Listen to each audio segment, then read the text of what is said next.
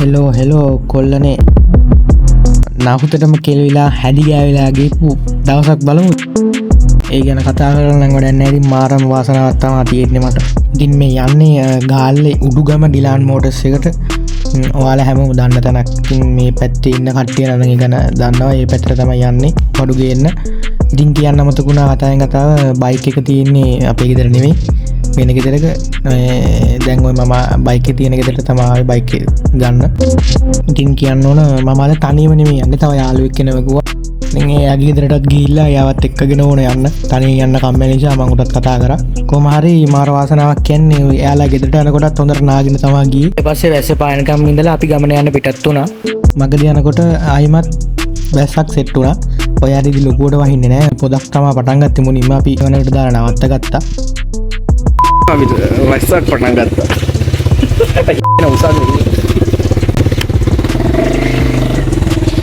ඔය කියන දේවල් වැඩි ගණන් ගන්න එපා ඔයාලා. යාළුවොත් එක්ක යද්දී එහෙම තමයි. කොහොම හරි අපි එතෙන්ට වෙලා ටික වෙලාවක් ඉඳියා වැස්ස පොඩ්ඩක් පායනකම්. ඊට පස්සේ අපි ආයිමත් සුපුරුදු පරිදි ගමන යන්න පිටත් වුණා. වාසනාව කියන්නේ ඒක පුදුම වාසනාවක්. ආයිමත් කිලෝමීටරයක් වගේ යනකොට අපිට වැස්ස සෙට් වුණා. මටත් කලබල තිබ්බේ වුණාට ඉතින් අපි ගමන යන්න පිටත් වුණ නිසා එහෙම වැස්ස අඩු වෙයි කියලා හිතන් ආයි හැරුණේ නැහැ. ඉතින් කොහොම හරි ආයිමත් හේවණක් සෙට් වුණා අපිට ඉන්න. මාර විදියටම වහින්න පටන් ගත්තා. එතන සාමාන්‍යයෙන් විනාඩි 15ක් 20ක් විතර අපි ඉඳලා තමයි අපිට යන්න සිද්ධ වුණේ. මාර විදියට වහින්න පටන් ගත්තා. අපි එළියට බැස්සොත් වස්සයි අපි අතර පුදුම ආත්මීය බැඳීමක් තමයි තියෙන්නේ. මෙතනට නිකන් ඉතින් මම තමයි බයික් එක සුපුරුදු පරිදි අරන් ආවේ. දන්නවනේ ඉතින් යාළුවා එක්ක යනවා කියන්නේ මගේ බයික් කියන එක උගේ බයික් එක වෙනවා.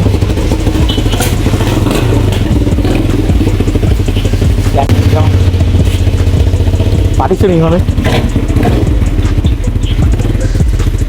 දාරවල වාහනේ ගත්තා.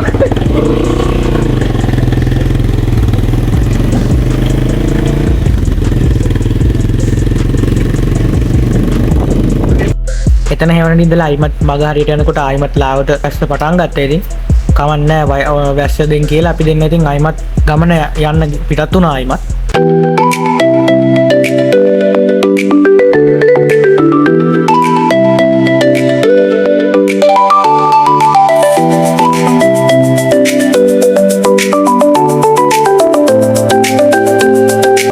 කලින්ට වඩා එන්න ඉතින් වැස්ස දරුණු වෙනවා කියලා තේරුණාට අපි දෙන්න ඉතින් හේවණක නැවැත්තුවේ නෑ.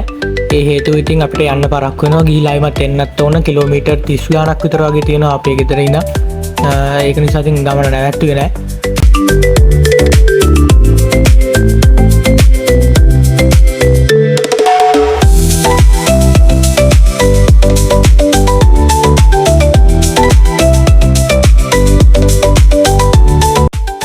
නවත්තන්න නැහැ කියලා කිව්වට ඉතින් නවත්තන්න වුණා. එතන නවත්තලා ඉන්නකොට ට්‍රේවිල් එකක් තිබ්බා. එතන එහා පැත්තේ වයසක ආච්චි කෙනෙකු සිය කෙනෙකු තමයි ඉඳී. අලන් යද්දි ට්‍රේවිල් එකේ පැච් එකක් ගිහිල්ලා යාළුවෝ මා ඉතින් එයාලට රෝදේ මාරු කරගන්නත් උදව් කරලා අන්තිමට අපි ඔතන ගමන ආයිමත් කන්ටිනියු කරා. මේ හරි යද්දි මාරම ලස්සන වයිබ් එකක් තමයි තිබ්බේ. පාරවල් තෙමිලා මුළු ඔක්කොම නිකන් කොළ පාට මාරම ලස්සන පරිසරයක් තමයි තියෙන්නේ. බලන්නකෝ ඉස්සරහට මාරම ලස්සනයි ඒ පාර. ඒ වගේම මාර සීතලක් තමයි දැනෙන්නේ.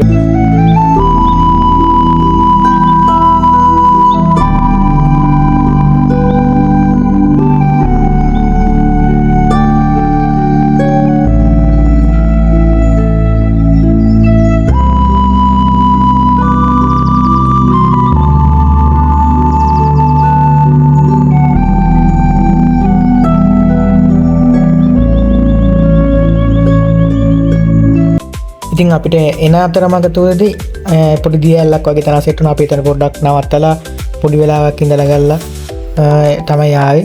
දැන් ඔයාලා බලනවා තේ නේද මේ ඉතසෙටම එන ගමන් කිව්වේ යන ගමන් කියන එක. ඉතින් අපිට මගදී මාරම කරදරයක් තමයි උනේ. වැස්සයි අපි අතර ආත්මීය බැඳීමක් තියෙනවා වගේම පොලිස් මාමලා අපි අතරත් ආත්මීය බැඳීමක් තියෙනවානේ. ඒක නිසා ඉතින් කරන්න දෙයක් නැහැ. මගේ බයික් එකේ කිසිම දෙයක් ලියන්න දෙයක් නැහැ. සද්දේ ඔරිජිනල් නම්බර් ප්ලේට් උස්සලා ඒවා මුකුත් නැහැ. ටේල් ඔරිජිනල් සේරම. ඒක නිසා කිසි ප්‍රශ්නයක් නැහැ. අපිට ඩිලාන් මෝටර්ස් එකේ හරි කිට්ටු කරලා අපිට පොලිස් මාමලා දෙන්නෙක් අපි නැවැත්තුවා. නාස්තල ඉවරලා බයික් එකේ වර්ගය මොකක්ද අරවද මේවද ඔක්කොම විස්තර අහලා ඉවරලා දන්නවනේ ඉතින් එයාලා ලියන්න දෙයක් නැතිම නිසා මේ ටයර් ගෙවි ගිය ටයර් සහිතව ධාවනය කියලා හදලා ගෙනල්ලා පෙන්නන්න කියලා අපිට දඩකොලයක් දුන්නා. ඊට පස්සේ ඉතින් අපි ටයර් ෂොප් 4-5කටම ගියා. පසාමාන්‍යයෙන් කට තියෙන ටයර් එකක් තියෙද කියලා බලන්න. මාරි ඉතින් අපි ටික එහෙට මෙහෙට ගිහිල්ලාම තෙමිලා මාරි විදියට මහන්සි මේ වෙලාවේ. ඒ වෙලාවේ අපිට වීඩියෝ එකක්වත් ගන්න විදියක් නැහැ. ෆෝන් එකත් තෙමිලා ෆෝන් එක ඕෆ් වෙලා. ඒවත් නැති කරදරයක් තමයි අපි දෙන්නට ඉතින් උනේ. මොනවා කරන්න? පොලිස් ෆාමල ඉතින් එහෙම තමයි යාලයාගේ රාජකාරී කරන්න අපිට මොකුත් කියන්න බෑ. පිටිපස්සේ ටයර් එක ඉතින් ඇත්ත ගෙවිලා තියෙන්නේ. උනාට ඉතින් එයාලා කරපු වැඩේ නිසා තමයි අපිට ඔච්චර රස්තිය ආද වෙන්න උනේ. කොහොම හරි මගේ ලයිසන් එකත් නෙමෙයි ගත්තේ, යාළුවා තමයි පදන් ගියේ. ඒක නිසා උගේ ලයිසන් එක තමයි ගත්තේ. කොහොම හරි දඩේ ගෙවලා ලයිසන් එකත් අරගෙන අපි දෙන්න එන ගමන් තමයි ඔය ඉන්නේ දැන් මේ වෙලාවේ. ඉතින් ඔන්න ඕක තමයි උනේ. ඩිලාන් මෝටර්ස් එකට අපි ගියා, අවශ්‍ය කරන බඩු ටික ගත්තා. ඒ හරියට යද්දි අපි ෆෝන් ඕෆ් වෙලා දඩේකුත් කාලා මාර විදියට මූඩ් එක අවුල් වෙලා තිබ්බේ. ඒක නිසා වීඩියෝ එකක්වත් මොකක්වත් ගත්තේ නැහැ. ෆෝන් එකත් ඊට පස්සේ පවර් බැංක් එකට ගහලා චාර්ජ් කරගෙන පොඩ්ඩක් එනකමන් තමයි වීඩියෝ ගෑලි දෙක තුන ගත්තේ. ඒක තෙමිලා ඉන්නේ මම දෙන්නට මාර හීතලේ ගැහි තමයි ආවේ. දන්නවා ඉතින් බයික් වල යන කට්ටිය තෙවුනට පස්සේ බයික් එක ඉස්සරහට යනකොට එන හුළඟත් එක්ක දැනෙන හීතල.